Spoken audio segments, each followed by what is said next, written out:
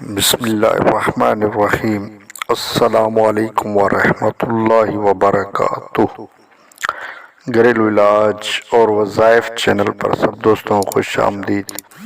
آج انشاءاللہ گھریلو علاج اور وظائف چینل پر لوحے قرآنی کا مطلب عرض کیا جائے گا۔ لوحے قرآنی کے کیا کیا مطلب ہیں، اس کی کیا فضیلت ہے، کچھ میں عرض کر دیتا ہوں۔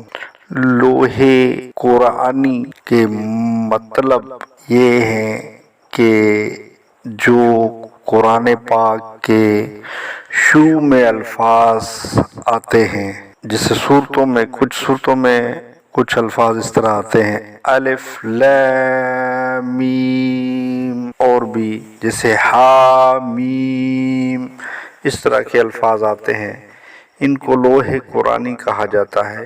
لیکن ان کے مطلب معنی کوئی نہیں جانتا، کیونکہ ان کے مطلب اور معنی حدیث پاک میں نہیں بتائے گئے۔ اللہ اور اس کا رسول ہی بہتر جانتا ہے۔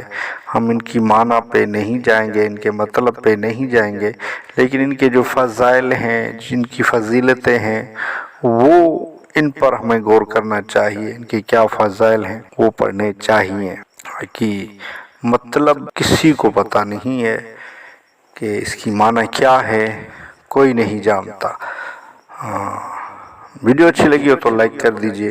گھریلو علاج اور وظائف چینل کو سبسکرائب نہیں کیا تو چینل کو سبسکرائب کر دیجئے، بیل آئیکن کے بٹن کو دبا لیجئے، تاکہ جب بھی گھریلو علاج وظائف چینل سے ویڈیو بنے تو اس کا نوٹیفیکیشن آپ کو ملتا رہے۔ نیکسٹ ویڈیو ملتے ہیں۔ خدا حافظ۔